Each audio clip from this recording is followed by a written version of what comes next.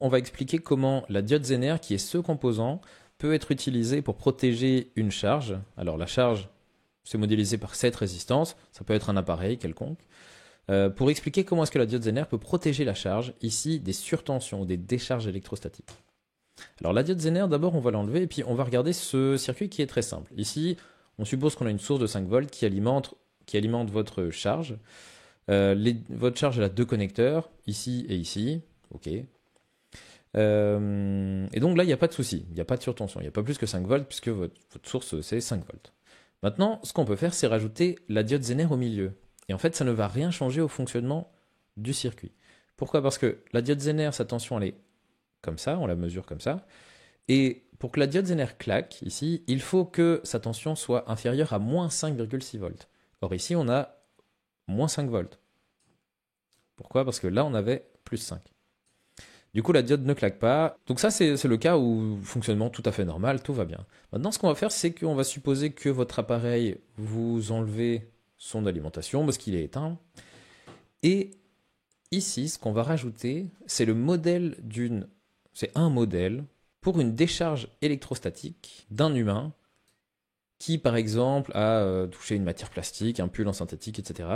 Donc on suppose qu'on s'est chargé électriquement, qu'on a été chargé électriquement, et qu'on va aller se décharger dans le circuit ici. D'abord, on va regarder ce qui se passe sans la diode Zener, et le résultat va être catastrophique. Donc ici, on a un modèle avec une capacité de résistance c'est un des modèles d'un simplifié, d'un humain qui se charge. Donc là, par exemple, hop là, on suppose qu'on se charge à 2 kV. Ça peut paraître énorme, mais en fait, pour des décharges électrostatiques, pas du tout. C'est même assez courant. Donc des décharges électrostatiques de quelques dizaines de volts, en fait, on ne les sent même pas. Donc ok, ici, notre capacité, elle a été chargée.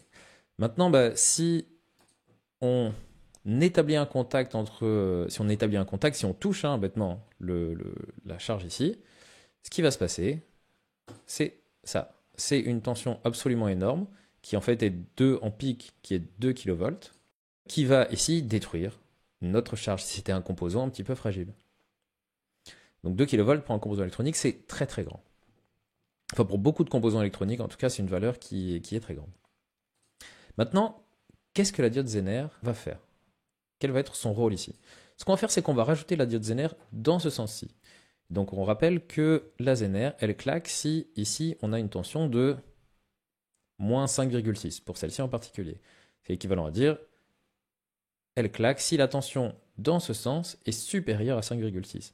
Or là, c'est ce qui va arriver quand nos 2 kV vont se décharger, enfin quand la charge de la capacité ici va être transmise au reste du circuit, comme ceci. Et donc ce qui va se passer avec la Zener, alors pour que l'échelle soit plus lisible, ok, on va avancer comme ça. Ce qui va se passer maintenant avec la Zener, vous allez voir, c'est que donc là, on se charge à nouveau parce qu'on s'est frotté à un matériau synthétique, etc. Quand on se décharge dans le circuit, en fait, c'est la Zener qui va prendre la charge plutôt que de la transmettre, la charge électrique de la capacité, plutôt que de la transmettre à notre composant fragile ici. Donc ce qui va se passer, c'est ça. On va faire une pause pour regarder un petit peu au niveau des signaux. Là, au niveau de la sortie, on voit que la sortie, elle a eu un maximum qui était plus du tout de l'ordre du kilovolt, mais de l'ordre du volt. Et en fait, là, c'est à peu près la tension de claquage, le point d'inflexion de la Zener, en claquage inverse. Au niveau de la Zener maintenant, on a eu donc une tension qui a été limitée, on le voit ici, bon c'est petit, on le voit ici à peu près moins 5,6 volts. Par contre, le courant qui a traversé la Zener, il est très grand. C'est de l'ordre de quelques ampères. Alors, si on regarde la décharge, en fait, elle se fait extrêmement rapidement. Donc, c'est même pas une microseconde d'ailleurs, le temps de décharge. Et donc, les Zener qui servent de protection électrostatique, ça doit être des diodes qui deviennent passantes très très vite. Mais la Zener ici, elle a protégé notre composant. Elle a pris la décharge électrostatique, entre guillemets, à la place du composant. Et donc, c'est une des fonctionnalités des diodes Zener. Les diodes Zener, le plus souvent, servent en majorité à faire de la régulation de tension. Mais ça peut aussi servir à la protection contre les décharges électrostatiques. En exemple, on va prendre ce MOSFET ici de chez ST Microelectronics.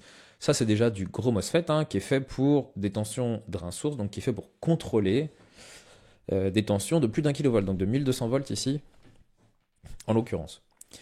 Donc ça, c'est les MOSFET qui coûtent cher. Et si on fouille un petit peu dans la documentation, on va voir que la tension VGS, c'est pas du tout 1200 volts, mais c'est seulement plus ou moins 30 volts. Donc la tension de commande entre gate et source, pour le MOSFET, c'est seulement 30 volts. Et ce qui fait que si vous mettez 100 ou 1200 volts, votre MOSFET sera détruit. Et donc, pour empêcher ça, la destruction du MOSFET, les fabricants rajoutent des diodes Zener ici entre gate et source, pour protéger ces composants qui sont quand même onéreux.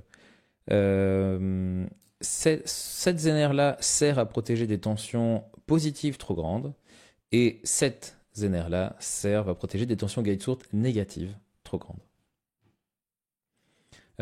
Les composants de protection contre les décharges électrostatiques, il y en a plein, hein. C'est pas seulement de simples diodes Zener, même si ici les Zener ça marche. Et vous pouvez aussi acheter ces composants-là séparément. Avec ici, vous voyez dans cette documentation, 2 Zener qui servent à protéger des buscades en l'occurrence, mais soit. Donc ici, vous voyez qu'on a le composant de 2 Zener tête bêche qui sert à faire la même chose que pour l'entrée d'un MOSFET.